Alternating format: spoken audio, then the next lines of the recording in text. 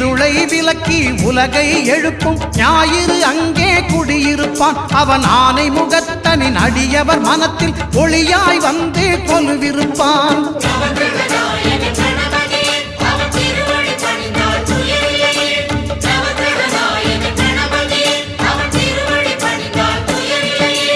ஒன்பது கோளும் ஒன்றாய் காண அங்கு கற்பகம் என்னும் கடவுளின் மெய்யில்